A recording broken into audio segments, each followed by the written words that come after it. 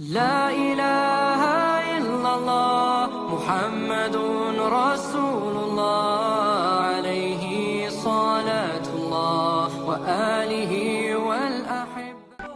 Dulu saya pernah masih teringat pada waktu itu saya ngomong sama Buya juga, mohon izin bahwa ini saya tulis sebagai kata mutiara. Di dalam pengajian Buya pernah mengatakan begini, ketika orang sudah tidak punya rasa takut lagi sama Tuhan, maka kehidupannya akan diselimuti dengan ketakutan oleh selain Tuhan. Itu saya tulis Bu ya, sampai sekarang masih saya tulis. Maksudnya semua makhluk Allah akan takut kepadamu lah gitu. Kalau engkau takutnya hanya kepada Tuhan saja, maka semua makhluk Allah akan takut kepada kamu, begitu.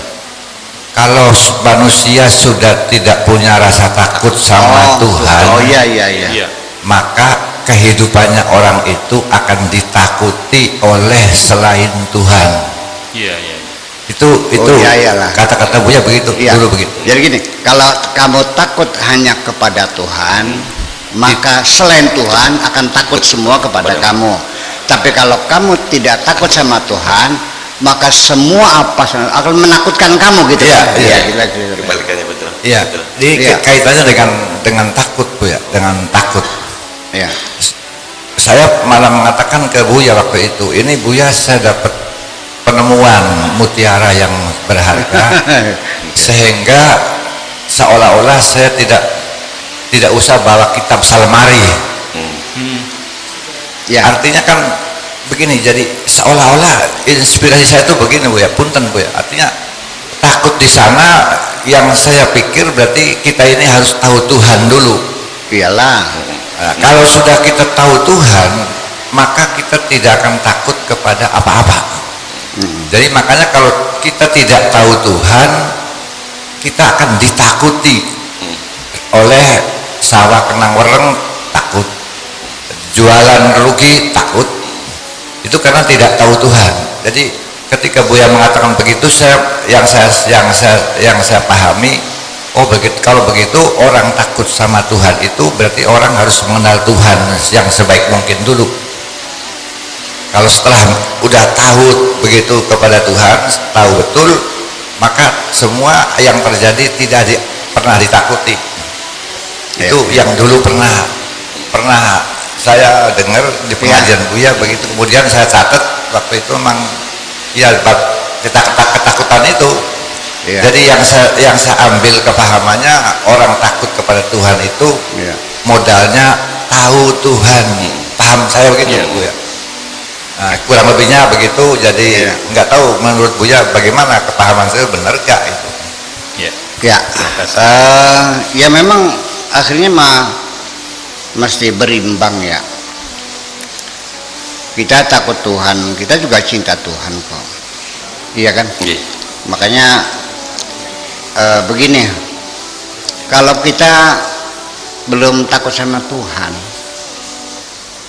sama ibaratnya kayak mobil itu remnya dol, kampasnya udah rusak, ya kan, nggak ada batasnya, semua diterjang semuanya itu, ya kan, karena nggak ada yang ditakuti sih. Toh tidak takut Tuhan kok, ya nggak ada haram, nggak ada halal, nggak ada korupsi, nggak ada rampok, semuanya yang penting gue seneng, ya kan begitu.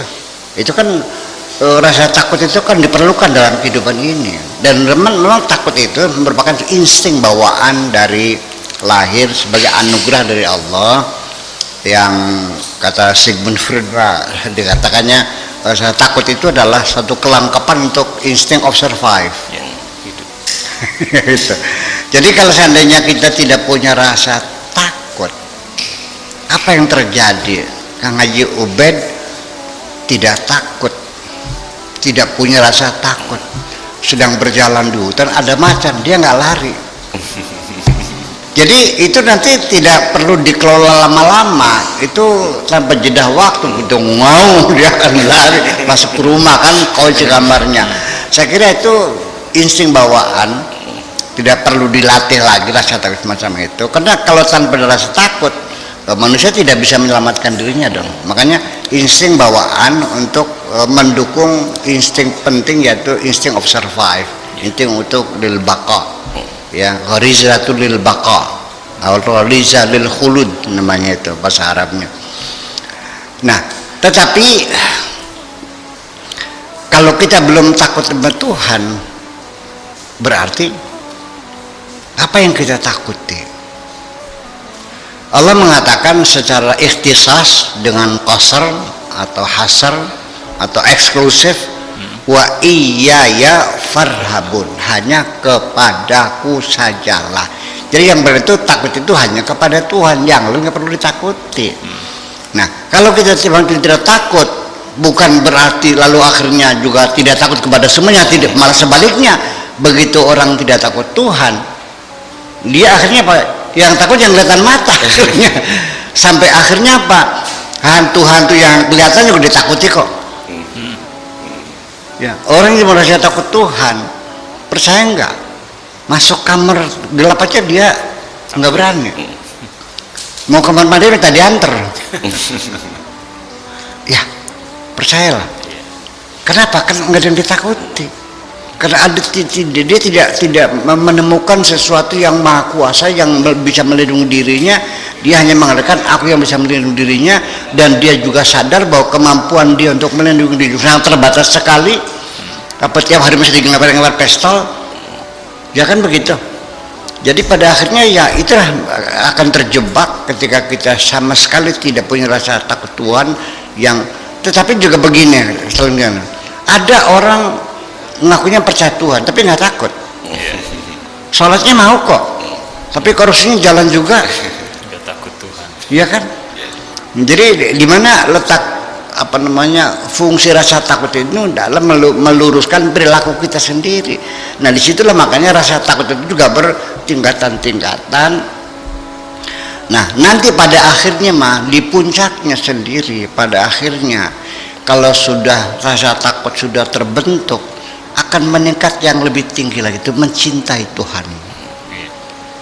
Dalam proses pertama al-khauf wal hubbu ini berimbang aja dulu, nanti rasa takut sudah nggak ada nantinya, orang udah cinta aja.